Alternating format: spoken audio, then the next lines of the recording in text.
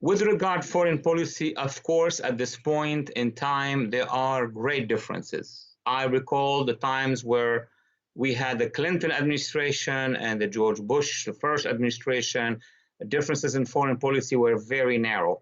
But now, since 2009, since the Obama administration change of policy, and then the Trump administration changing back that policy into a different direction, and now the Biden administration rechanging it again to go back to what the Obama agenda was. Certainly, both in Congress, where you have a majority of Republicans, and in the White House or the administration, you have two very different views.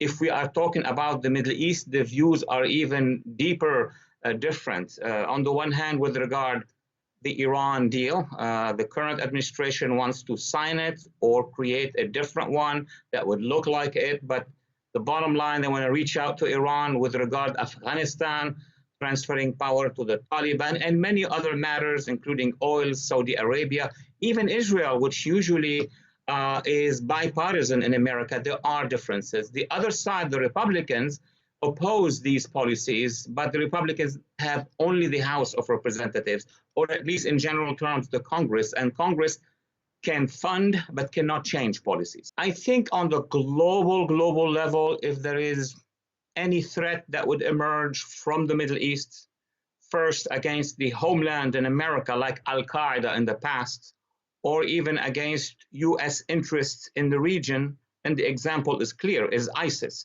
If you have these types of threats, then the United States have a long-term strategy, but even the tactics can change. But if we are talking about different parties, and I keep going back to the Iran regime, for example, there is clearly a different strategy. The strategy of the previous administration under Trump was to confront that regime and was also to help allies who are resisting that regime.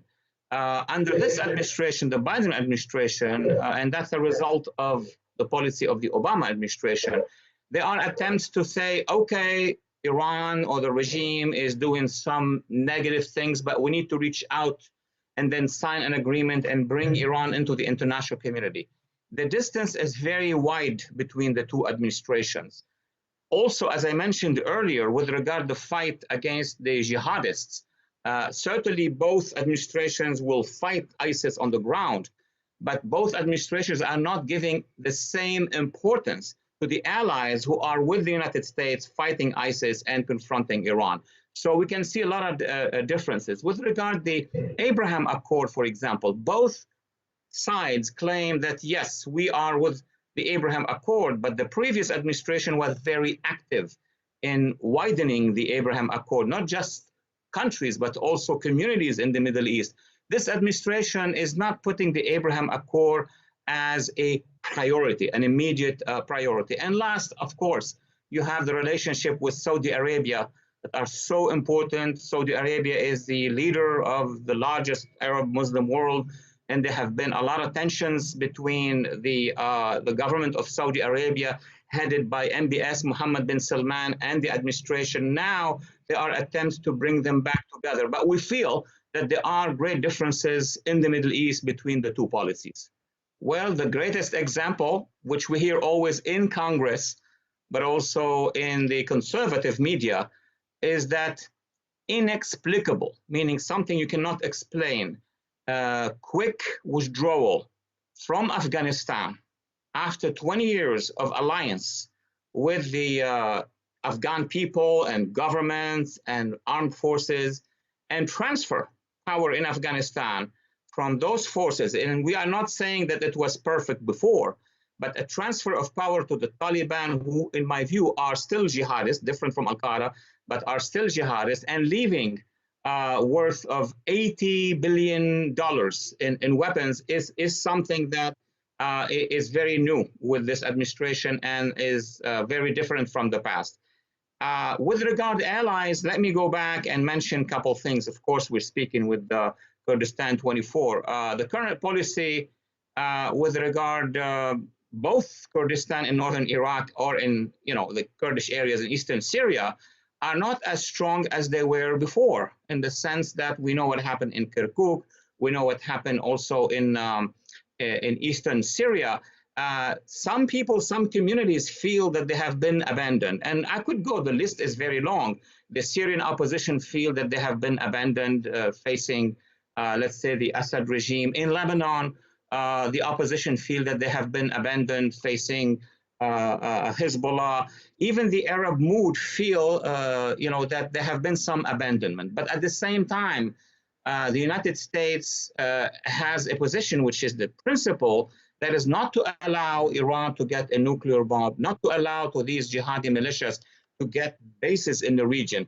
But the policy, the final analysis here is that there is a feeling, first of all, in the Middle East, that there has been abandonment. And second, in Congress, at least the current majority feel the same. But keep remember that the foreign policy of the United States is always under the administration, no matter what Congress does.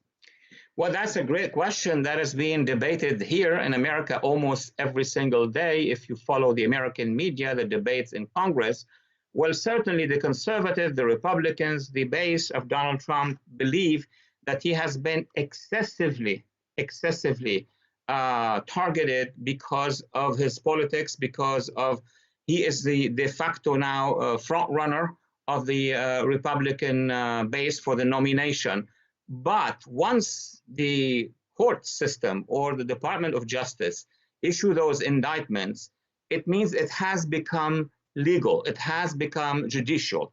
So it is somewhere in between. The decision to take Trump to court, one can argue that there are a lot of politics in it. And I can say one thing, the other side as well. When they target the son of the president, President Biden, and his son and his issues and files, there is some response, political response to what is happening to Donald Trump. But once it hits the court, it actually really becomes legal, and they have to have the lawyers, they have to have the juries, and they have to try to defend themselves with lawyers. Thank you very much for having me. We'll see you soon. Inshallah. Bye.